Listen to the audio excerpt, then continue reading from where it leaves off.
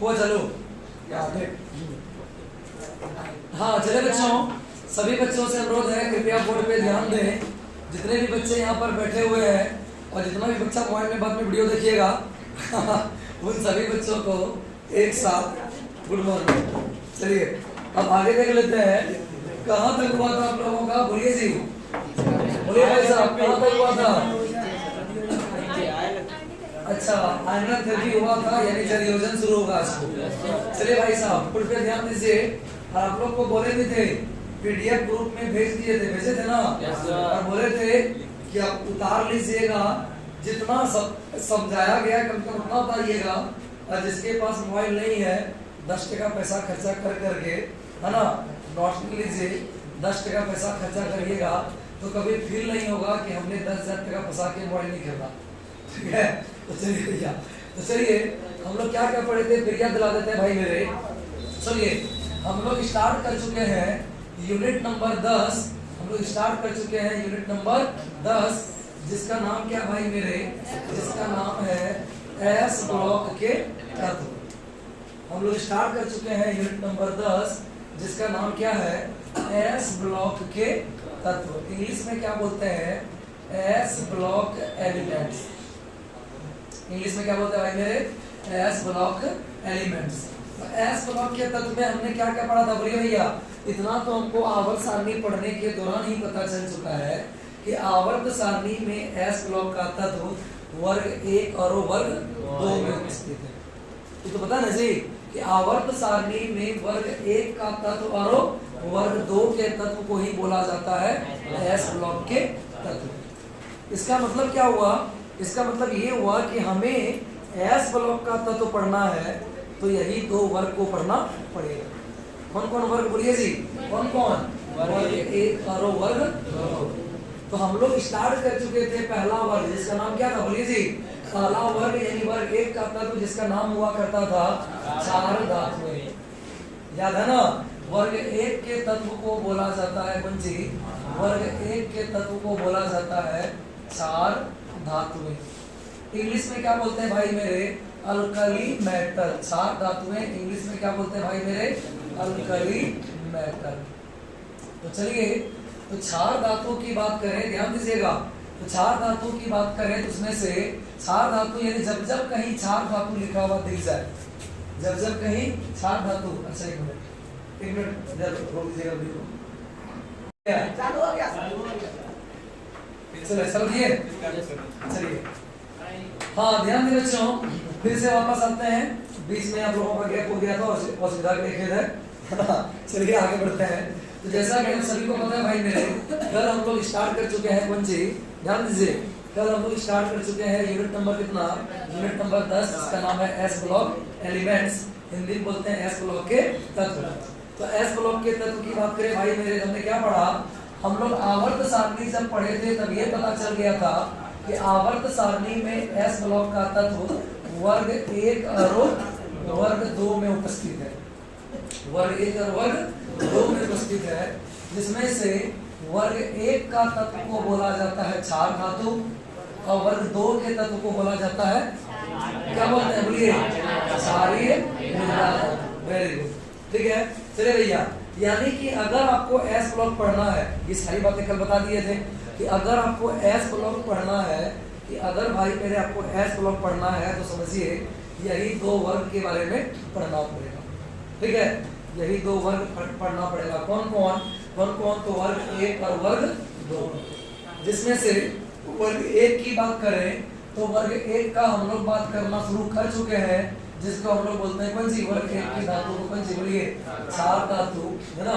जिसमें से सबसे पहला टॉपिक जो भाई मेरे हम पढ़ रहे हैं, ध्यान दीजिएगा, सबसे पहला टॉपिक जो पढ़ रहे हैं वो टॉपिक है इलेक्ट्रॉनिक विन्यास। पढ़ रहे हैं क्या, पढ़ चुके थे, सबसे पहला टॉपिक पढ़े थे इलेक्ट्रॉनिक विन्यास, जिसमें हमने कल देख चुका है कि एस ब्लॉक में से पहला वर्ग के तत्व का इलेक्ट्रॉनिक विन्यास क्या होता है, तो NS1 होता है।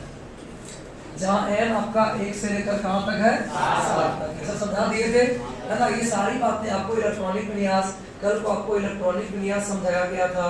फिर उसके बाद परमाणु और आयनिक त्रिज्या के बारे में बताया गया था। इसके बाद हम लोग वो पढ़ने के बाद कल को आयरन एंथैल्पी के बारे में पढ़ चुके थे ना जी, आयरन एंथैल्पी बारे में पढ़ चुके थे। और आज पढ़ना है हमको किसके बारे में, आज पढ़ना है जल योजन एंथैल्पी के बारे में। याद करिए भाई, जल योजन एंथैल्पी जिसको इंग्लिश में कहा जाता है हाइड्रेशन एंथैल्पी। इंग्लिश में क्या कहा जाता है, हाइड्रेशन एंथैल्पी। तो चलिए भाई मेरे, आज हम लोग समझते हैं किसके बारे में, जल योजन एंथैल्पी के बारे में। याद करिए, आप लोग को कल भी बोले थे, है ना, कल भी बोले थे कि अगर भैया आप आवर्त सारणी यानी कि पीरियोडिक टेबल पढ़ चुके हैं तो एस ब्लॉक का तत्व तो अपने आप समझ में आ जाता है, लेकिन फिर भी हम लोग एस ब्लॉक पढ़ाते हैं। क्यों? क्योंकि एस ब्लॉक में लगभग 90% चीज तो वो सेम मिल जाता है आपको, कौन सी आवर्त सारणी का पढ़ा हुआ, लेकिन 10% बातें एक्स्ट्रा आती है। वही एक्स्ट्रा बातों के चलते हमें यूनिट पढ़ाना पड़ता है, जिसमें से आज आपको एक एक्स्ट्रा बात मिला, कौन सी जी, कौन सी भाई साहब, जल योजन एंथैल्पी। इंग्लिश में बोलते हैं हाइड्रेशन एंथैल्पी। इंग्लिश में क्या बोलते हैं, हाइड्रेशन एंथैल्पी। तो जल योजन एंथैल्पी की बात करें भाई साहब, ध्यान दीजिएगा, हाइड्रेशन एंथैल्पी इंग्लिश में क्या बोलते हैं, जल योजन एंथैल्पी। ध्यान दीजिए, जल योजन एंथैल्पी की बात करें तो जल योजन एंथैल्पी पहले होता क्या है वो जानना जरूरी है। क्या इसके बारे में समझने आपको तभी आएगा जब आपको पहले पता हो किसके बारे में, बोलिए, जल योजन एंथैल्पी के बारे में। तो जल योजन एंथैल्पी कहते किसको भाई मेरे, इसको अब समझ जाइए, ठीक है। पहले आप समझ जाइए किसके बारे में, जल योजन एंथैल्पी। चलिए पहले एकदम साफ सुथरा पेज में, है ना, चलिए भैया पहले साफ सुथरा पेज में आपको समझाते हैं किसके बारे में, बोलिए, जल योजन एंथैल्पी के बारे में। और उसके बारे में पूरा कंसेप्ट ले करके, उसके बारे में पूरा ज्ञान प्राप्त कर करके हम घुसेंगे फिर कहाँ पर, किसमें, एस ब्लॉक के नोट्स में जाएंगे। और आपको जो समझाया गया होगा बोलेंगे जब पढ़ के देखो आपको वही मिलेगा, ठीक है। तो चलिए भाई मेरे, तो जल योजन एंथैल्पी क्या होता है जरा इसको समझिएगा, बहुत ही मजेदार टॉपिक है, समझिए। जब कोई आयन, क्या बोल रहे हैं, जब कोई आयन अपने साथ जल के अणुओं को जोड़ता है, चाहे ग्रुप जोड़े, चाहे चैप्टर जोड़े, चाहे छोड़ जोड़े, है ना। तो जब कोई आयन अपने साथ जल के, मान लो यहाँ पर जल का अणु है, जल के बोले तो H2O है ना, H2O के अणु को जोड़ता है, तो उस दौरान H2O का अणु को जो जोड़ता है, तो इस दौरान जो ऊर्जा लगती है उसी ऊर्जा को कहा जाता है ना। इस दौरान जो ऊर्जा लगता है वही ऊर्जा कहलाता है कौन सी, जल योजन एंथैल्पी। समझे? चलिए इसको एग्जांपल देकर के समझाते हैं, ज्यादा क्लियर होगा, ठीक है। इसको एग्जांपल देकर के समझाते हैं वो ज्यादा बेहतर होगा, समझिएगा। आप लोगों ने मैट्रिक क्लास में कभी ऐसा पढ़ा होगा, क्या पढ़ा होगा, मैट्रिक क्लास में आपने पढ़ा होगा प्लास्टर ऑफ पेरिस, जिप्सम, याद आ रहा है, प्लास्टर ऑफ पेरिस, जिप्सम पढ़े होंगे। जरा बताइए तो प्लास्टर ऑफ पेरिस का फॉर्मूला क्या होता है, CaSO4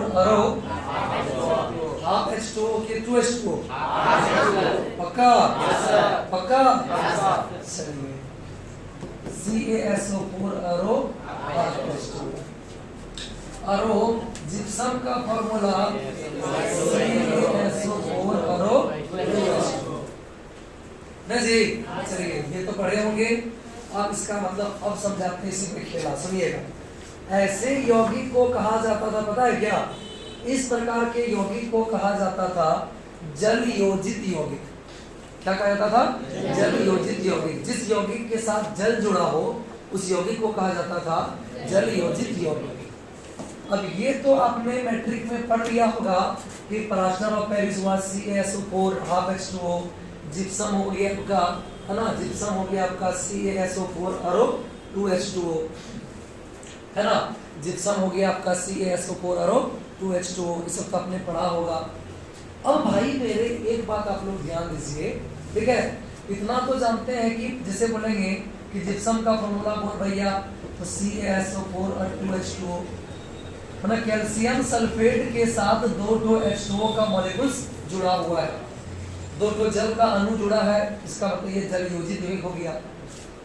तो रियल में आपको पता है, तो हम आप लिखे हैं कि CaSO4 के साथ जल जुड़ा है, तो ये जल आपको पता है रियल में किसके साथ जुड़ा है, कैल्शियम के साथ या सल्फेट के साथ, पता है क्या? आज पता चलेगा। सुनिए, हमने ये तो पढ़ा मैट्रिक में कि कैल्शियम सल्फेट के साथ जब जल जुड़ा हुआ है 2 तो वो है आपका जिप्सम। ऐसे यौगिक को कहा जाता है जल योजित यौगिक। क्या कहा जाता है? जल योजित यौगिक। लेकिन क्या आपको ये पता है कि भैया इसके साथ जो जल जुड़ा है, कैल्शियम सल्फेट के साथ जो जल जुड़ा है, तो आपको पता होना चाहिए कैल्शियम सल्फेट जो होता है ये एक आयनिक यौगिक होता है जो टूटता है Ca2 प्लस और SO4 2 माइनस। इतना आप लोग जरूर 9th में पढ़ते हो ये सब बात। जैसे NaCl जब भी है ना, NaCl आयनिक यौगिक होता है जो टूटता है किसमें, Na प्लस और Cl माइनस में। ठीक है, तो कैल्शियम सल्फेट जो होता है, कैल्शियम सल्फेट में क्या क्या प्रेजेंट है, कैल्शियम आयन प्रेजेंट है और sulphate ion SO4 2 minus ion present है ना। अब जरा भाई देखिए, अगर हम बोले हैं कि इस कैल्शियम सल्फेट के साथ जुड़ा हुआ है, कौन जुड़ा हुआ है, जल जुड़ा हुआ है, तो रियल पे ये जल माइनस के साथ नहीं, ये जल माइनस के साथ नहीं, ये जल प्लस के साथ जुड़ा होता है। तो बोलेगा क्यों सर, बोलेगा ना क्यों, बोलिए ना क्यों, हाँ देखिए, हाँ बोलिएगा क्यों सर। तो चलिए इस क्यों का आंसर देते हैं। आप लोग मैट्रिक में ऐसा पढ़े होंगे H2O का मतलब HO और H, हाइड्रोजन के बाहरी कक्षा में 1 इलेक्ट्रॉन, हाइड्रोजन के बाहरी कक्षा में 1 इलेक्ट्रॉन, और ऑक्सीजन का परमाणु संख्या 8 विन्यास 2 6, यानी ऑक्सीजन के बाहरी कक्षा में है ना, ऑक्सीजन के बाहरी कक्षा में 6 इलेक्ट्रॉन, ऑक्सीजन के बाहरी कक्षा में 6 इलेक्ट्रॉन है ना, ऑक्सीजन के बाहरी कक्षा में कितना है 6 इलेक्ट्रॉन, जिसमें आप लोग याद है बॉन्ड बनाते होंगे मैट्रिक में कि ये जो हाइड्रोजन है इससे इलेक्ट्रॉन शेयर किया, ये हाइड्रोजन इससे इलेक्ट्रॉन शेयर किया, ये वाला इससे शेयर किया, तब जाके इसमें बॉन्ड बना। याद है ऐसा आप लोग बनाते थे मैट्रिक, याद है ऐसा करके, जैसे CH4 ऐसा बनाते थे, याद करिए CH4 ऐसा बनाते थे कि कार्बन का बाहरी कक्षा में 4 इलेक्ट्रॉन, हाइड्रोजन का बाहरी कक्षा में 1 इलेक्ट्रॉन, ये इससे 1 इलेक्ट्रॉन लिया शेयर किया, ये सब उससे इलेक्ट्रॉन लेके शेयर करेगा, अष्टक पूरा करेगा। कुछ याद आ रहा है? मैट्रिक क्लास में ऐसा था। अगर मैट्रिक में पढ़े हैं तो अच्छी बात, नहीं पढ़े तो अब जान लीजिए, ठीक है। और इसका विस्तार पूर्वक ज्ञान आपको मिलेगा 11th क्लास में, जब आपको पढ़ाया जाएगा केमिकल बॉन्डिंग नाम का यूनिट, है ना। लेकिन जब पढ़ाया जाएगा तभी तो ज्ञान मिलते करेगा। लेकिन हम अभी मैट्रिक में जितना पढ़े हैं उसी का यूज करके आगे बढ़ेंगे। क्या जी मैट्रिक में ऐसा नहीं पढ़े आप लोग? इसमें वैरायटी बनाए है ना, बस वही काम देगा, ठीक है। अगर बनाए हैं तो ठीक है, नहीं बनाए हैं तो कोई बात नहीं है, जब आपका समय आएगा तो वो भी बनाने सीख जाइएगा, है ना। क्योंकि इंसान सब कुछ सही समय पे सीखता है, हर चीज सही समय पे बनाने सीख जाता है, चाहे वो खाना बनाने की बात हो या गर्लफ्रेंड बनाने की, है ना। हाँ, सब कोई सही समय पे सब कुछ सीख जाता है, ठीक है। देखिए जैसे आप लोग सबका सही समय आता है, ठीक है। मैट्रिक के बाद आप लोग यहाँ इंटर कुड्डा आए तो खाना बनाने सीख गए, शुरू में जला जला भात बनाते होंगे, है ना। क्या जी, हाँ नहीं जला कभी रोटी काला हो गया, है ना। देखिए शुरुआत में रोटी बनाता होगा तो भारत पाकिस्तान का कैसा बनता होगा। हाँ, तो समय के साथ सिंपल सी भाषा में बोले तो सब सीखने का भैया एक समय होता है ना। तो वैसे भी अगर आप मैट्रिक में ये सब सीखने का समय मैट्रिक में था, अगर मैट्रिक में ये सब नहीं सीख पाए तो चिंता ना करें, इंटर में वापस वो समय आएगा जब ये सब सीखने का मौका मिलेगा। जितना आपने मैट्रिक में पढ़ा है उतना हमारे लिए काफी है, और अगर वो भी नहीं पढ़े हैं तो काम चलाऊ बातें बता सकते हैं, अभी फिलहाल समझ लीजिए। तो जैसे कैल्शियम सल्फेट के साथ 2 H2O जुड़ा हुआ है, जिसका मतलब ये तो जान रही है हुआ जल योजित यौगिक। क्या कहलाता है? जल योजित यौगिक, मतलब इस यौगिक के साथ जल जुड़ा हुआ है। लेकिन यह एडजेक्ट किसके साथ जुड़ा है वो आपको पता है ना। वो पता है क्या? नहीं। जैसे बोलेगा, जैसे हम मान लेते हैं किसी के घर से खूब दोस्ती रखे हैं, ठीक है। किसी घर से खूब दोस्ती रखे तो बोलेगा, है ना, बोलेगा लक्ष्मण का हमारे घर से खूब दोस्ती है, तो उसके घर से दोस्ती है, पर पता हो रहा है एग्जैक्ट दोस्ती किसके साथ है ना, क्यों इतना दोस्ती कर रहे हैं, ठीक है, एग्जैक्ट दोस्ती हो सकता है कोई सेटिंग हो आपके घर में, ठीक है, तो ध्यान दीजिएगा, समझिए बातों को, है ना। तो उसका फैमिली वाला बोलेगा, ठीक है, उसका फैमिली वाला बोलेगा इसके घर से हमारा खूब दोस्ती है, लक्ष्मण का हमारे घर से खूब दोस्ती है, तो यह ई तो आपको दिख रहा है उसके घर से दोस्ती है, पर आपको पता होना चाहिए एग्जैक्ट दोस्ती किससे है, समझ में आ रहा है बात क्या बोल रहे हैं, तो बस वही कहानी यहाँ पर है, ठीक है। ये तो आपको पता है भाई मेरे कि ये दोस्ती जो है ये जुड़ा हुआ है किसके साथ, 2H2O, यानी H2O का 2 अणु जुड़ा है कैल्शियम सल्फेट के साथ, लेकिन एग्जैक्ट वो किसके साथ जुड़ा है, कैल्शियम के साथ या सल्फेट के साथ, ये पता हो गया नहीं, तो अब वो पता लगवाते हैं, सुनिए, ठीक है। पूरा भैया केमिस्ट्री जिंदगी जुड़ा हुआ है, पूरा केमिस्ट्री जो है भैया, पूरा केमिस्ट्री सेटिंग वाला बात है, बस दिमाग लगाना पड़ता है, ठीक है ना, हाँ ध्यान दीजिएगा, बस दिमाग लगाना पड़ता है, ठीक है। देखिए भैया केमिस्ट्री को हिंदी में क्या बोलते हैं, रसायन शास्त्र, रस है इसमें, ठीक है, इसमें खूब रस है ना, बस जरूरत है ये रस को पहले जरूरत है कि, है ना, कि कोई दिमाग लगा के इसका रस को निकाला जाए, ठीक है। तो चलिए भैया, ठीक है, हाँ केमिस्ट्री रसायन शास्त्र, है ना, फिजिक्स भौतिक शास्त्र, फिजिक्स को बुध बनाने का पढ़ा देखिए भौतिक, ऐसे भौतिक बुध में होता है ना, तो मजाक में बोले, समझिएगा।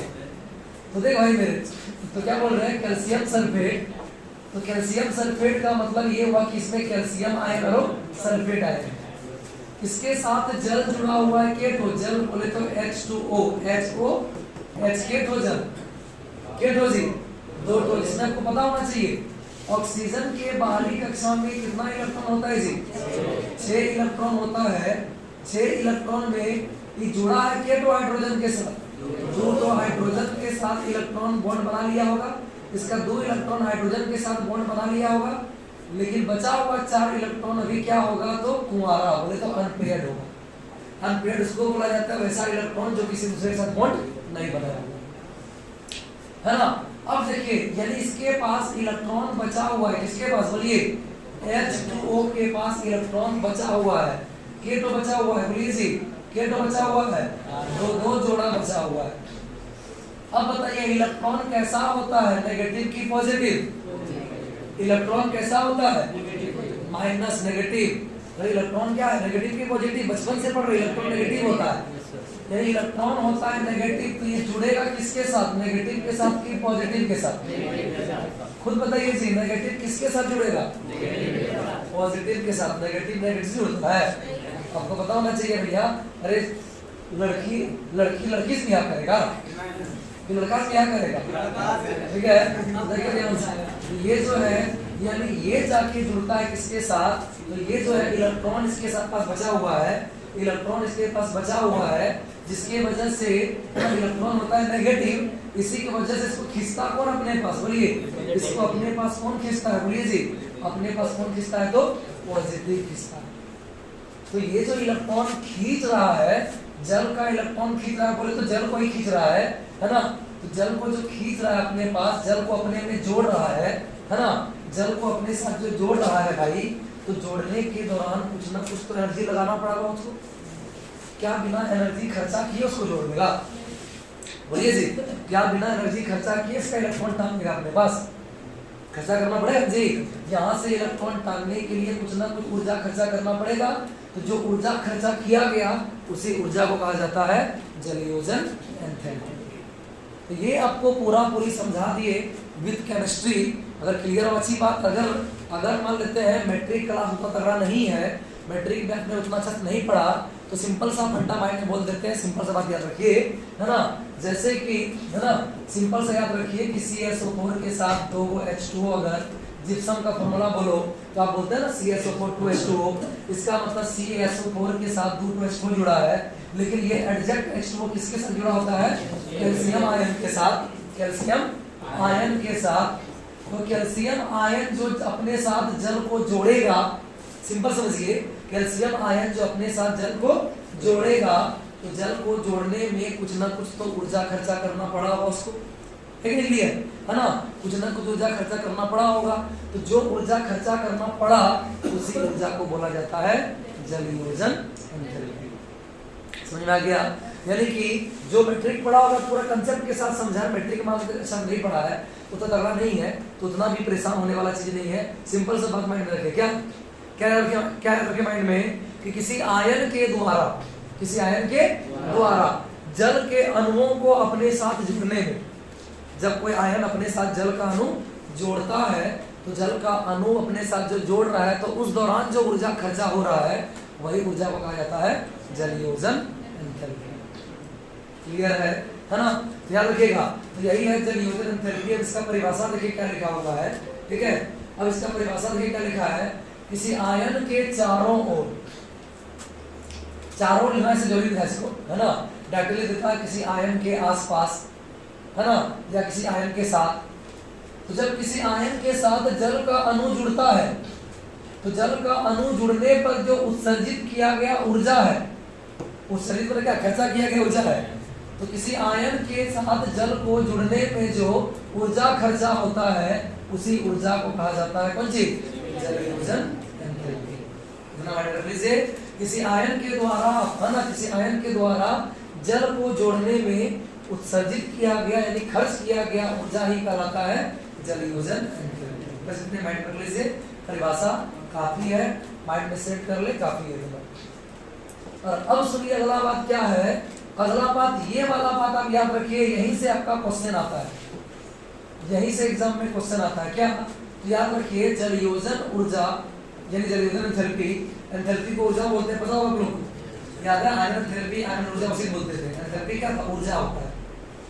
जब आप एंथैल्पी बोलते हैं तब तक ऊर्जा वाला बात होता है। देखिए, आयन एंथैल्पी इलेक्ट्रॉन निकालने में लगा ऊर्जा, इलेक्ट्रॉन लब्धि एंथैल्पी, इलेक्ट्रॉन को आकर्षित करने में जो ऊर्जा खर्चा हुआ है भाई, है ना, इलेक्ट्रॉन लब्धि एंथैल्पी। एंथैल्पी में क्या होता है भैया? ऊर्जा। समझिए, तो जब कोई आयन अपने साथ जल के अणु को जोड़ता है ना, जब कोई आयन अपने साथ जल के अणु को जोड़ता है तो इस दौरान जो ऊर्जा खर्चा होता है ना, या उत्सर्जित होता है, उसी ऊर्जा को कहा जाता है भाई मेरे, क्या कहा जाता है? बोलिए, क्या कहा जाता है? जलयोजन एंथैल्पी। उसी ऊर्जा को कहा जाता है जलयोजन एंथैल्पी। याद रखिए, परिभाषा कभी पूछेगा कि किसी आयन के द्वारा जल को अणु को जोड़ने में खर्च किया गया ऊर्जा क्या कहलाता है? जलयोजन एंथैल्पी। लेकिन आपको भैया माइंड में बस इतना बात सेट करना है, एग्जाम में ज्यादा क्वेश्चन यही से आता है। कौन सा बात? तो जलयोजन एंथैल्पी आयनिक त्रिज्यम के क्या होता है? करे मतलब अगर किसी का आयनिक त्रिज्या कम है तो उसका जलयोजन एंथैल्पी क्या होगा? ज्यादा होगा। और अगर आयनिक त्रिज्या ज्यादा है तो जलयोजन एंथैल्पी क्या होगा? समझ आ गया? तो जलयोजन एंथैल्पी किसको बोलते हैं भाई मेरे? तो किसी आयन के चारों को या किसी आयन के, है ना, साथ जल जब जुड़ता है तो जल के अणु के जुड़ने पर जो ऊर्जा खर्चा होता है उसी ऊर्जा को बोलते हैं कौन सी? जलयोजन एंथैल्पी। और याद रखें, जलयोजन एंथैल्पी जो होता है वो त्रिज्या यानी रेडियस के क्या होता है? व्युत्क्रमानुपाती होता है। मतलब जिसका त्रिज्या जितना कम होगा उसका एंथैल्पी उतना ही ज्यादा होगा। तो आप बताइए, तो पहला वर्ग में सबसे कम त्रिज्या किसके आयन का होगा? लिथियम आयन का, कि सोडियम आयन का, कि पोटेशियम आयन का? किसका होगा? Lithium ion. कल पढ़ चुके हैं, क्या पढ़ चुके हैं कि वर्ग में ऊपर से नीचे जाने पर आयनिक त्रिज्या का मान बढ़ता है। कल क्या आप सारणी पढ़ चुके हैं कि वर्ग में ऊपर से नीचे जाने पर आयनिक त्रिज्या का मान बढ़ता है। इसका मतलब लिथियम आयन से बड़ा त्रिज्या किसका होगा? सोडियम आयन का। फिर किसका होगा? बोलिए, पोटेशियम। फिर रुबिडियम। और सबसे बड़ा किसका होगा? सीजियम। तो बताइए, साइज सबसे छोटा किसका है? बोलिए, सबसे छोटा साइज लिथियम आयन का है। इसका मतलब लिथियम आयन का जलयोजन एंथैल्पी सबसे ज्यादा होगा, क्योंकि जिसका साइज जितना छोटा उसका जलयोजन एंथैल्पी उतना ही ज्यादा। तो सबसे ज्यादा जलयोजन एंथैल्पी किसका होगा? बोलिए, लिथियम आयन का। एग्जाम में यहाँ से कभी ऑब्जेक्टिव पूछा जाता है, क्या पूछा जाता है? तो वर्ग 1 में किस आयन की जलयोजन एंथैल्पी सबसे अधिक होती है? तो आंसर क्या होगा? या कभी पूछ दिया क्या पूछ दिया कि वर्ग 1 के तत्वों के लिए जलयोजन एंथैल्पी का क्रम कौन सा है। देखो ये क्रम दिया, दूसरा ऐसा मान लेते हैं ऑप्शन साइन पलट पलट के दे दिया है ना, ऐसा करके 4 ऑप्शन दे दिया तो उनका मानिएगा ये वाला जिसका साइज सबसे छोटा उसका एंथैल्पी सबसे ज्यादा है ना। तो बताइए सबसे छोटा किसका, बोलिए लिथियम का। ऐसे करते करते लिथियम से है ना, लिथियम का एंथैल्पी ज्यादा, उसके बाद सोडियम, उसके बाद पोटेशियम, उसके बाद रुबिडियम, उसके बाद सीजियम, फ्रांसियम, ऐसा। तो क्या हम पहले बोले थे कल को कि यहाँ फ्रांसियम का बात जल्दी करेगा नहीं क्योंकि वो क्या है रेडियो सक्रिय तत्व है जो आज आपको दिखाई नहीं देगा। चलिए भैया तो वही बात लिखा हुआ है, देख लीजिए क्या लिखा हुआ है कि लिथियम आयन का सबसे छोटा आकार के कारण इसकी जलयोजन ऊर्जा की मात्रा अधिकतम होती है। इसका मतलब ज्यादातर जल के साथ जब भी जुड़ा हुआ दिखाई देगा तो वो किसका यौगिक के साथ दिखाई देगा, लिथियम के यौगिक के साथ। जैसे आप लोग देखे थे ना जिप्सम का फॉर्मूला CaSO4 तो यहाँ जल किसके यौगिक के साथ जुड़ा हुआ दिखाई दे रहा है, कैल्शियम के साथ। तो खैर ये तो वर्ग 2 का बात है, कैल्शियम किस वर्ग का तत्व है, वर्ग 2 का।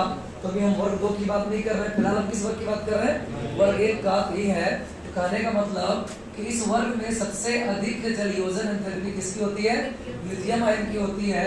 इसीलिए जल जब भी जुड़ा हुआ दिखाई देगा आपको इस वर्ग में तो ज्यादातर किसके साथ जुड़ा हुआ दिखाई देगा, लिथियम के यौगिक के साथ जुड़ा हुआ दिखाई देगा। क्लियर है भाई।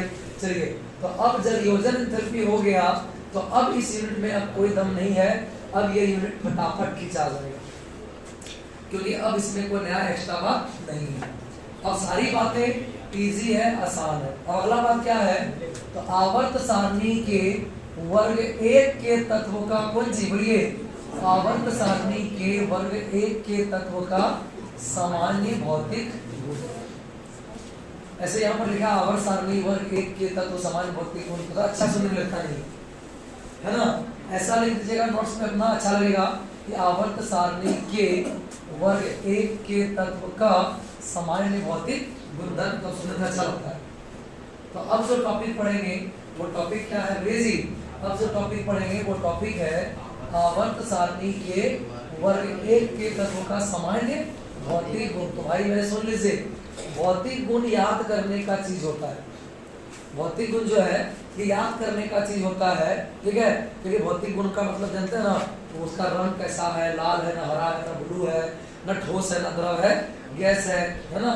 मतलब भौतिक गुण जो है वो ठोस है या द्रव है या गैस है, लाल है कि हरा है कि ब्लू है, तो ये सब गुण आपको जी बता है भौतिक गुण। गलनांक कितना है, क्वथनांक कितना है, कौन ताप पे वो गलता है, कौन ताप पे पिघलता है, तो ये सब गुण का होता है कौन गुण, भौतिक गुण। जो कि भैया भौतिक गुण जांच किया हुआ चीज होता है, ठीक है। भौतिक गुण जो होता है जांच किया हुआ चीज होता है। जैसे कि सोडियम को जलाने से कौन सा रंग निकलेगा, इसका कोई थ्योरी होगा जी। तो सोडियम को जला करके देख लेंगे लैब में, देखेंगे जो रंग निकला हम याद करेंगे, है कि नहीं, समझे बात को। तो भौतिक गुण की बात करें तो भौतिक गुण याद रखने की चीज होती है, ठीक है। रासायनिक गुण दिमाग लगाने वाला चीज होता है, पर भौतिक गुण याद करने वाला चीज होता है। तो यहाँ पे आपको ये याद करनी है, क्या याद करनी है, तो भौतिक गुण में सबसे पहला पॉइंट क्या दिया हुआ, बोलिए जी। भौतिक गुण में सबसे पहला पॉइंट क्या दिया हुआ है, भौतिक अवस्था। भौतिक गुण में सबसे पहला पॉइंट क्या दिया हुआ है, भौतिक अवस्था। इंग्लिश में कहा जाता है फिजिकल स्टेट, इंग्लिश में क्या बोलते हैं, फिजिकल स्टेट, भौतिक अवस्था। देखिए क्या लिखा हुआ है ना।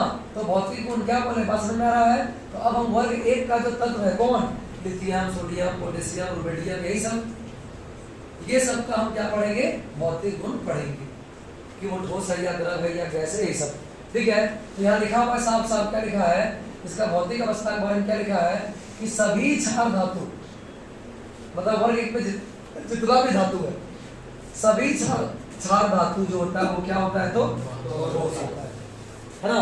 मतलब वर्ग 1 का जितना भी धातु है वो सब धातु क्या होता है भैया, ठोस होता है। तो वर्ग 1 में कौन धातु, हाइड्रोजन को छोड़ के सब धातु है। तो वर्ग 1 में जितना भी धातु है वो सारा धातु क्या होता है भैया, ठोस होता है। उसके बाद का टॉपिक है ऑक्सीकरण अवस्था। उसके बाद का टॉपिक क्या है बोलिए, तो ऑक्सीकरण अवस्था, इंग्लिश में कहते हैं ऑक्सीडेशन स्टेट। तो ऑक्सीकरण अवस्था पहले होता क्या भाई, इसको समझ जाइए फिर उसको देखिएगा। ऑक्सीकरण अवस्था किसको बोलते हैं? तो किसी भी एटम के ऊपर में जब वो इलेक्ट्रॉन निकालता है या लेता है, उसके ऊपर में कुछ ना कुछ चार्ज तो आता होगा। चार्ज बोले तो आवेश आता होगा।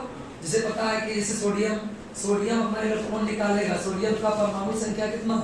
11, विन्यास 2, 8, 1। तो सोडियम क्या करेगा? इलेक्ट्रॉन एक निकालेगा कि लेगा? सोडियम एक इलेक्ट्रॉन निकालेगा तो सोडियम पे कितना आवेश आएगा? Na+, यानी एगो प्लस आएगा। तो ये जो एगो प्लस है वही कहलाता है इसका कौन सी बोलिए क्या कहलाता है? ऑक्सीकरण अवस्था। बस में आया। ऑक्सीकरण अवस्था किसको बोलते हैं? तो किसी भी एटम के ऊपर इलेक्ट्रॉन निकालने या लेने के बाद जो चार्ज आता है, चार्ज बोले तो आवेश आता है, उस आवेश की संख्या को ही कहा जाता है ऑक्सीकरण अवस्था या ऑक्सीकरण संख्या भी होती है। ठीक है, तो अब बताइए क्या लिखा हुआ है इसमें? लिखा है क्षार धातु यानी वर्ग 1 का तत्व। क्षार धातु बोले तो वर्ग 1 के तत्व की ऑक्सीकरण अवस्था कितनी होती है? +1 होती है। मतलब वर्ग 1 में जितना भी धातु है, लिथियम, सोडियम, पोटेशियम, रुबिडियम, इस सब पे मात्रा पे कितना चार्ज आएगा? हमेशा 1+। तो बड़ा बात है क्या? क्यों आएगा 1+? क्यों आएगा? सबको पता है। सोडियम, पोटेशियम ये सब अपना एक इलेक्ट्रॉन निकाल करके अपने आप को क्या बनाता है? अक्रिय गैस यानी उत्कृष्ट गैस जैसा बनाता है। हम लोग पढ़े भी हैं, हर कोई इलेक्ट्रॉन निकालता है या लेता है, क्यों? ताकि हम अपने आप को क्या बना लें? अक्रिय गैस यानी उत्कृष्ट गैस बना लें।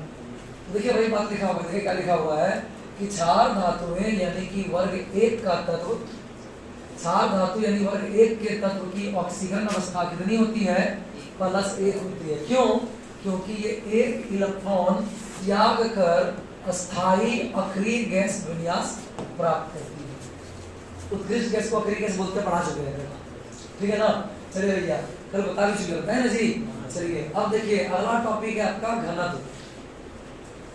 तो घनत्व भैया आपको बता दें याद करनी होती है। घनत्व मापा गया चीज है, घनत्व मापा गया चीज है। इसको कभी आप थ्योरी से निकाल नहीं सकते हैं, है ना? माप सकते हैं कैसे? याद होगा घनत्व बराबर आप पढ़े होते हैं, घनत्व बराबर द्रव्यमान बटे आयतन। तो कोई भी एटम का, कोई भी तत्व का द्रव्यमान कितना है और आयतन कितना है वो नाप करके आप निकाल सकते हैं। कौन सी बोलिए? घनत्व। तो घनत्व मापा गया चीज है जो, है ना? कहाँ से मापता है? तो अगर आपके पास कोई तत्व है उसका द्रव्यमान नाप लेंगे और वो तत्व कितना जगह में, है ना, कितना एरिया घेरा है, वो एरिया यानी कि आयतन नाप लेंगे और क्या निकाल लेंगे? घनत्व निकाल लेंगे। क्या जी? अगर बोलेंगे बताइए जी 1 किलो लोहा का घनत्व ज्यादा है या 1 किलो रुई का? फंस गए ना? हम घनत्व पूछे हैं, हम वजन थोड़ा पूछे हैं। क्योंकि हमको पता है इतना मीम सब है ना, मोबाइल में इतना शॉर्ट वीडियो मीम देख के सबको पता है कि दोनों का वजन बराबर है। वजन थोड़ा पूछ रहे हैं हम, घनत्व पूछे हैं। 1 केजी लोहा का घनत्व ज्यादा होगा। बोले कैसे? तो घनत्व बराबर बोलिए भैया, घनत्व बराबर द्रव्यमान बटे आयतन। तो 1 केजी लोहा हो या 1 केजी रुई हो, दोनों का द्रव्यमान तो आपको 1 केजी दिया है, दोनों का द्रव्यमान तो 1 केजी दिया है। लेकिन बताइए 1 केजी लोहा का आयतन ज्यादा होगा 1 किलो रुई का? आयतन मतलब जितना वो जगह घेरता है, तो 1 किलो रुइया बहुत जगह घेरेगा, बहुत जगह घेरेगा, इसका आयतन ज्यादा होगा। तो आयतन बोलिए 1 किलो रुइया का आयतन और 1 किलो लोहा का आयतन की बात करें तो द्रव्यमान तो दोनों 1 किलो है, लेकिन आयतन पता चलेगा अगर इसका 5 इसका 2 है, लोहा का 2 है, इसका 5 इसका 2 है, लेकिन लोहा का आयतन कम होता है। बोलिए 1 किलो लोहा ज्यादा एरिया लेगा कि 1 किलो रुइया ज्यादा एरिया लेगा? 1 किलो रुइया खूब एरिया लेगा आपका, है ना? यानी इसका आयतन ज्यादा होगा। अगर 1 किलो रुइया द्रव्यमान मान लेते हैं, दोनों का लिए 1 किलो, 1 किलो रुइया लिए हैं, 1 किलो रुइया लिए, 1 किलो लोहा लिए हैं, तो पता चलेगा 1 किलो रुइया ढेर जगह घेर लिया है और 1 किलो लोहा कम जगह घेरा है, यानी आयतन से कम है। तो बताइए अगर आयतन ज्यादा होगा तो मान क्या हो जाएगा? कम हो जाएगा। क्योंकि आयतन 5 है, कोई संख्या लेकर देख लीजिए, मान लेते हैं 1 किलो रुइया आयतन 5 मान लेते हैं, 5 मीटर का एरिया घेरा है, 5 मीटर इसका एरिया घेरा हुआ है और 1 किलो लोहा 2 मीटर का घेरा हुआ है।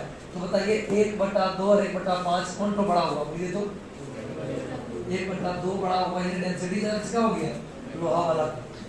क्योंकि आपको इतना पता होगा नीचे का मान जितना बड़ा होता है आपका रिजल्टेंट वैल्यू उतना ही छोटा होता है। तो 1 किलो लोहा 1 किलो रुइया दोनों का द्रव्यमान तो 1 किलो लिया है, लेकिन 1 किलो लोहिया में आयतन ज्यादा हो जाएगा, नीचे का मान जितना ज्यादा होगा घनत्व क्या होगा उतना ही कम होगा, क्योंकि भाग उतना लगेगा जी। ठीक है, तो ध्यान दीजिएगा। तो आपको हम द्रव्यमान नहीं पूछे हैं, क्या पूछे हैं? घनत्व। तुरंत बोलता है 1 किलो लोहिया 1 किलो लोहा में है ना, किसका घनत्व ज्यादा? नहीं, दोनों बराबर है। हाँ, हम घनत्व पूछे हैं, द्रव्यमान तुरंत पूछे है ना। उनको पता है इतना कि सब शॉर्ट वीडियो देखता है, ठीक है, और बोलता है वजन ज्यादा लोहिया होगा ना। देखिए एक दूसरा वीडियो बनता है ना, लड़की लोग को पूछता है किसका ज्यादा वजन होगा, तो लोहिया का, ठीक है, तो बोलेगा लोहा का ना। भैया वजन तो बराबर दोनों किलो है, लेकिन घनत्व बोल रहे हैं तो घनत्व लोहा का ज्यादा होगा क्योंकि ये एरिया कम घेरेगा।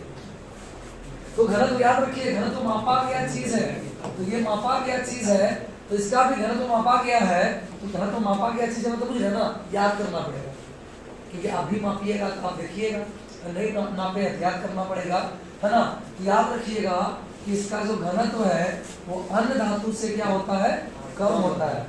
मतलब वर्ग 1 का जो धातु का घनत्व है वो बाकी की तुलना में क्या होता है? कम होता है। और लिथियम से सीजियम तक घनत्व क्या होता है? बढ़ता है। मतलब जैसे लिथियम से है ना नीचे जाते हैं, लिथियम से नीचे जाके है ना ली ना के रब से फरियाद, है ना। तो लिथियम से लेकर के जैसे नीचे जाते सीजियम तो उसका घनत्व क्या होता है? बढ़ता है, लेकिन 2 जगह पर उल्टा भी होता है। और वो दो जगह कौन कौन है? बोलिए, अपवाद भी दिया हुआ है। वो 2 जगह कौन कौन है? बोलिए, पोटेशियम का घनत्व सोडियम से कम होता है। हम जानते हैं कि वो क्या बोल रहा है कि जितना नीचे जाते हैं घनत्व बढ़ता है, हम बोलेंगे लिथियम से अधिक घनत्व सोडियम का, सोडियम से अधिक घनत्व पोटेशियम का, लेकिन यहाँ पर उल्टा होता है, अपवाद दिया हुआ है। सिंपल भाषा बोले भैया याद रखिएगा, खाली अपवाद आता है। वैसे भी ज्यादा क्वेश्चन कहाँ से आता है पता है? अपवाद से आता है। तो पता होगा अपवाद मतलब जो नियम से अलग है। तो ये क्या बोला है कि घनत्व जब नाप के देखा गया तो क्या बोला गया कि ऊपर से नीचे जाने पर घनत्व बढ़ रहा है, लेकिन एक जगह उल्टा हुआ है। और वो जगह कौन कौन है? बोलिए, पोटेशियम और सोडियम। इसके बाद है गलनांक और क्वथनांक। तो गलनांक क्वथनांक आपको पता होना चाहिए। गलनांक क्वथनांक किस पे डिपेंड करता है? अट्रैक्शन पे। अगर अट्रैक्शन ज्यादा होगा तो गलनांक क्वथनांक क्या होगा? अट्रैक्शन ज्यादा होगा तो गलनांक क्वथनांक भी ज्यादा होगा, और अट्रैक्शन कम होगा तो गलनांक क्वथनांक भी कम होगा। यहाँ पर लिखा हुआ है ना, दुर्बल धात्विक बंधन। धात्विक बंधन मतलब ये सब धातु है जी। वर्ग 1 का जो है लिथियम, सोडियम, पोटेशियम, रुबिडियम, ये सब क्या है? धातु है। धातु है, गारंटी है, वो धातु के बीच कुछ ना कुछ तो बॉन्ड बना होगा। तो लिखा है कि उसके बीच का जो बॉन्ड होता है वो बॉन्ड जो होता है वो क्या होता है? कमजोर होता है। इसके बीच का बॉन्ड क्या होता है? कमजोर होता है। तो धातु है ना, तो वर्ग 1 के धातु के बीच का जो बॉन्ड होता है वो क्या होता है? कमजोर होता है। बॉन्ड अगर कमजोर है तो गारंटी है इसका गलनांक क्वथनांक क्या होगा? कम होगा। तो बड़ा एकदम आसान है भाई मेरे। इसके बाद आयरन एंथैल्पी तो पढ़ाइए दिए, पढ़ाए ना जी, पहले पढ़ा दिए हैं कि इस तत्व का आयरन एंथैल्पी का मान क्या होता है? वर्ग 1 के तत्व का आयरन एंथैल्पी बाकी से क्या होता है? कम होता है, क्योंकि बाएं से दाएं जाने पर एंथैल्पी बढ़ता है, और बाकी तो भैया इसका दाएं तरफ ही है ना। चलिए, तो आयरन एंथैल्पी क्या लिखा है इसमें? आयरन एंथैल्पी का मान कम होता है। इसका मतलब ये आसानी से इलेक्ट्रॉन निकाल करके क्या बनाएगा? धनायन बनाएगा। जो यहाँ दिखा भी दिया है। को बोलेगा सर ये M प्लस क्या लिखा है? नहीं बुझे भैया, क्या लिखा है? जैसे सोडियम बनाएगा Na प्लस, कब? इलेक्ट्रॉन निकाल कर। जब सोडियम है ना, सोडियम Na प्लस बनाएगा कब? जब वो इलेक्ट्रॉन निकाल देगा, है ना। पोटेशियम बनाएगा K प्लस कब? पोटेशियम बनाएगा K प्लस कब? जब वो इलेक्ट्रॉन निकाल देगा। तो ये सोडियम, पोटेशियम, ये सब क्या है? मेटल है, धातु है, इसीलिए लिखा है M है ना। तो ये क्या बना रहा है? Na प्लस K प्लस, यानी कौन प्लस? M plus. कितना निकाल करके? बोलिए, एक इलेक्ट्रॉन निकाल करके। वही बात लिखा हुआ है कि वर्ग 1 का जो धातु है वो एक इलेक्ट्रॉन निकाल करके एक प्लस आयन बना देता है। ठीक है, चलिए भाई। उसके बाद है परमाणु और आयनिक त्रिज्या। सबको पता है कि वर्ग में ऊपर से नीचे जाने पर परमाणु और आयनिक त्रिज्या क्या होता है? ठीक है भाई मेरे। इसके बाद धनायन बनाने की क्षमता। धनायन बनाने की क्षमता, धनायन बनाने की क्षमता तभी भी पढ़े हम लोग, अभी भी पढ़े कि ये आराम से इलेक्ट्रॉन निकाल करके क्या बना लेता है? बोलिए, ये आसानी से इलेक्ट्रॉन निकाल करके क्या बना लेता है? धनायन बना लेता है। इसका मतलब इसमें धनायन बनाने की क्षमता बहुत ज्यादा होता है। इसमें धनायन बनाने की क्षमता ज्यादा है। है ना, आराम आराम से इलेक्ट्रॉन निकाल करके ध्यान रहता है। ये लिखा है कि इसमें जो है ना इसमें लिखा है परमाणविक त्रिज्या अधिक होने के कारण, परमाणविक, यहाँ पर डैश दे दीजिएगा ज्यादा अच्छा रहेगा, आपके नोट्स में अगर होगा डैश मारते ज्यादा अच्छा रहेगा। धनायन बनाने की क्षमता, याद रखिए परमाणविक त्रिज्या अधिक होता है किसका, वर्ग का, क्योंकि आपको पता है कि जैसे दाएं जाते हैं त्रिज्या क्या होता है, घटता है। इसका मतलब सबसे अधिक त्रिज्या किसका है, वर्ग 1 का। पढ़ा भी चाहिए को, तो वर्ग 1 वाला का त्रिज्या ज्यादा होता है, जिसके वजह से ये आसानी से इलेक्ट्रॉन निकाल करके क्या डालता है, बोलिए। इसके बाद है ज्वाला का रंग, आपको जैसा कहा रहेगा ज्वाला का रंग, ज्वाला पूछते हैं आप लोग, ज्वाला जी, लौ लौ लौ पूछते हैं, लौ किसको बोलता है, तो किसी पदार्थ को जलाने के बाद जो आग निकलता है ना, वही आग कहलाता है क्या, लौ। तो जो लौ उसी को ज्वाला बोलता है। ज्वाला का रंग, इसका आंसर बहुत पहले दे चुके हैं आपको, याद है, ऑब्जेक्टिव में इसका आंसर दे चुके हैं, देख रहे ना प्लान में था, ठीक है, कितना खतरनाक प्लान के साथ काम करते हैं, ठीक है। आज आपको जो पढ़ाने वाले हैं उसमें से मेरी चीज ऑब्जेक्टिव में आपको पहले भेजा गया था। खरगोश बुला रहा है, तुमको खरगोश लगती है, तुम भी खरगोश लगती है, तुमको खरगोश लगती है।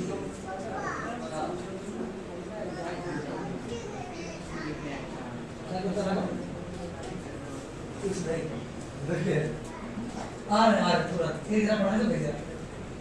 अच्छा रुको 1 मिनट रुकिए, कैमरा मैन रुके।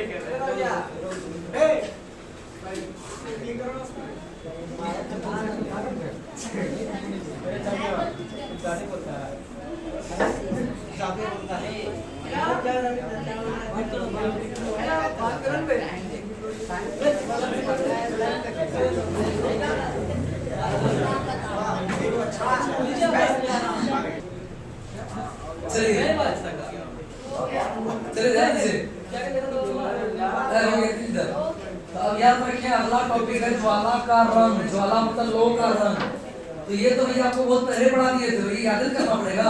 लौ मतलब क्या, किसी को जलाने के बाद कौन सा रंग का आग निकला, वही वाला का रंग, ज्वाला का रंग। तो याद करिए इसमें बताया गया था, है ना, कि इसमें भैया कि जलाने पे कोई ना कोई रंग जरूर निकलता है ना, और वो लिथियम जलाने से कौन रंग निकलता है, लाल। सोडियम से पीला, वो भी कौन पीला, तो सुनहरा पीला लिखा हुआ है, सोना जैसा पीला, है ना, नेक्टिव पीला जैसे चलेगा, और सुनहरा पीला, और अच्छा बात है, याद रखें। याद है ये व्यक्ति में दिए हैं कि लिथियम को जलाने से लाल रंग का वो निकलता है, ये पूछता है एग्जाम में, सोडियम को जलाने से सुनहरा पीला या पीला रंग का निकलता है, वो निकलता है।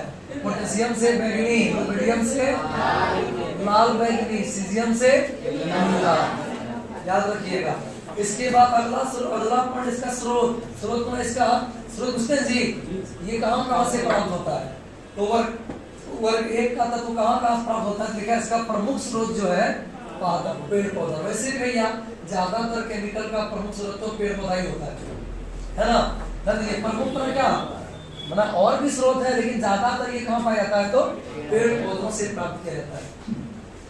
इसके बाद लिखा है प्रकाश विद्युत प्रभाव। अब ये क्या भाई, इस पदार्थ में लिखा है कि सीजियम और पोटेशियम का उपयोग फोटो इलेक्ट्रिक सेल में किया जाता है। ये क्या समझिए, आप लोग सोलर देखे हैं ना, सोलर देखे हैं जी, सब देखे हैं, सब देखा होगा, ठीक है ना। देखिए तो देख भैया क्या बोले, देखे है ना, देखिए देखा है, देख भैया अगर आप सोलर देखे हैं क्या, बहुत को यूज भी किए हैं, देख तो सोलर में आपको क्या दिखता है कि सोलर को अगर आप रूम के भीतर घुसा कर रखिएगा तो करंट नहीं देगा, बोले तो विद्युत नहीं देगा, और यही सोलर को जब आप धूप में रख दिए, प्रकाश में रख दिए, तो यह आपको विद्युत धारा देगा। तो इसी प्रभाव को ही बोला जाता है प्रकाश विद्युत प्रभाव, जिसको अभी हमने हल्की फुल्की भाषा में आपको समझाया है। बाकी 11th क्लास में प्रकाश विद्युत प्रभाव के बारे में और भी आपको डीप पढ़ना है, जब आपको बताया जाएगा स्ट्रक्चर ऑफ एटम, ठीक है।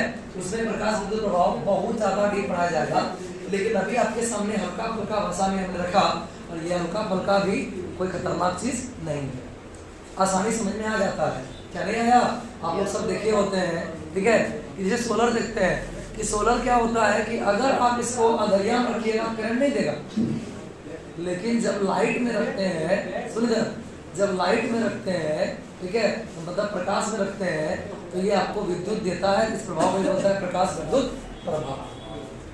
अब प्रकाश विद्युत प्रभाव जो डिवाइस में या जो युक्ति में होता है, जैसे सोलर सेल में हुआ, मतलब जिस सेल में या युक्ति में ये घटना होता है, उस सेल को कहा जाता है photo electric cell. Photo electric cell, clear हो गया? मतलब सोलर क्या हो गया? फोटो इलेक्ट्रिक सेल हो गया।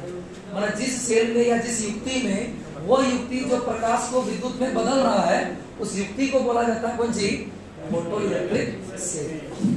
जैसे पढ़ते थे ना विद्युत मोटर, वह युक्ति जो विद्युत ऊर्जा को यांत्रिक ऊर्जा में बदलता है, विद्युत मोटर। विद्युत जनित्र, वह युक्ति जो यांत्रिक ऊर्जा को विद्युत ऊर्जा में बदलता है, विद्युत जनित्र। तो वैसे ही वह युक्ति जो प्रकाश की ऊर्जा को विद्युत ऊर्जा में बदलता है, वो युक्ति कहलाता है ना, फोटो इलेक्ट्रिक सेल। तो ये फोटो इलेक्ट्रिक सेल जो बनाया गया होगा, उसमें बहुत है ना, बहुत सारे पदार्थ का प्रयोग किया गया होगा। तो उसमें ढेरी पदार्थ का प्रयोग होता है, सिलिकॉन का, जर्मेनियम का, चांदी का, सीजियम का, पोटेशियम का, तो ढेरी पदार्थ का प्रयोग किया जाता है। लेकिन हमें भी बात करना है किस वर्ग का? वर्ग 1 का। तो वर्ग 1 का भी उसमें 2 तत्व का प्रयोग किया जाता है। वो तत्व है कौन कौन? सीजियम और पोटेशियम। तो वही बात लिखा हुआ है, समझ आ गया? याद रखिए, ऑब्जेक्टिव में काम देगा कि फोटो इलेक्ट्रिक सेल में वर्ग 1 के कौन से तत्व का प्रयोग किया जाता है? तो सीजियम और पोटेशियम। और भी तत्व का प्रयोग होता है, लेकिन वर्ग 1 का कौन सा? पोटेशियम और सीजियम। उसमें चांदी का यूज करता है, सिलिकॉन यूज करता है। ये हमको उससे क्या मतलब है? हमको देखना है कि वर्ग 1 का कोई यूज करता है क्या? तो वर्ग 1 का 2 तत्व का यूज किया जाता है, किसमें? फोटो इलेक्ट्रिक सेल में। कौन कौन? सीजियम और पोटेशियम। याद रखिए, ऑब्जेक्टिव में काम देगा। और लास्ट पॉइंट तो आपको पहले से पता है कि फ्रांसियम रेडियोधर्मी या रेडियो सक्रिय तत्व होता है। तो ये हुआ आपका वर्ग 1 का भौतिक गुण खत्म। अब कल को हम पढ़ेंगे वर्ग 1 का रासायनिक गुण, तब कल ये यूनिट जाएगा खत्म। हम बोलेगा सर तब वर्ग 2, तो भैया सबर तो करिए, कल जैसे आइए ना वर्ग 1 का रासायनिक गुण पढ़ने के बाद वर्ग 2 पढ़ाएंगे ना, तो वर्ग 2 पढ़ाने में अधिक से अधिक लगता है 20 मिनट। क्यों? हाँ क्यों? क्योंकि वर्ग 1 जो पढ़ लिया होता है, तो वर्ग 1 का जैसा 100% काम होता है किसमें? वर्ग 2 में। मैं जो वर्ग 1 समझ लिया है, उसको वर्ग 2 समझाने में नहीं लगता, फटाफट समझ लेता है, ठीक है। तो कल आपका ये यूनिट हो जाएगा खत्म। जितना हम भेजे हैं, है ना, जितना समझाए उतना उतारने प्रयास करें। ऐसे अब लगता है ना यूनिट खिंचाएगा, सबर करें। बाकी है ना, बाकी इसको उतारना है उतार लीजिएगा, ठीक है। चलिए इसको उतारना बैठ के उतार लीजिए। बाकी जिसके पास मोबाइल है